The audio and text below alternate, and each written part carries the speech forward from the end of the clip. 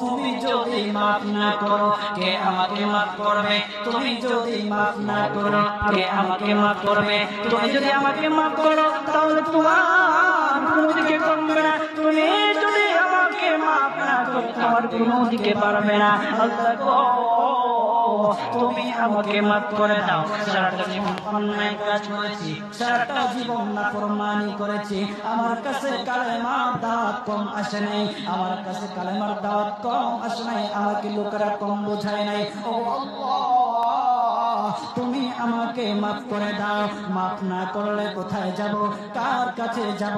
বাবা যখন মারে তখন মার কাছে আশ্রয় নেওয়া যায়, মা যখন প্রহার করে তখন বাবার কাছে আশ্রয় নেওয়া যায়।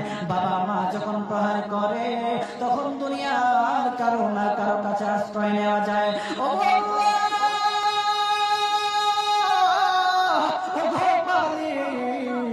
তুমি যদি আমাকে মারো, তুমি যদি আমাকে আযাব দাও, ও আল্লাহ, কার কাছে যাব, কার কাছে গিয়ে মাফ চাইবো? ও আল্লাহ মেহেরবানি, ও আল্লাহ,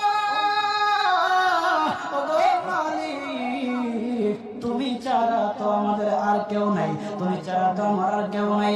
আল্লাহ গো, তুমি যদি মাফ না করো কে আমাকে মাফ করবে? তুমি যদি মাফ না করো কে আমাকে মাফ করবে? তুমি যদি আমাকে মাফ করো তাহলে তোমার কোনো দিকে কমবে না। তুমি যদি আমাকে মাফ না করো তোমার কোনো দিকে পারবে না।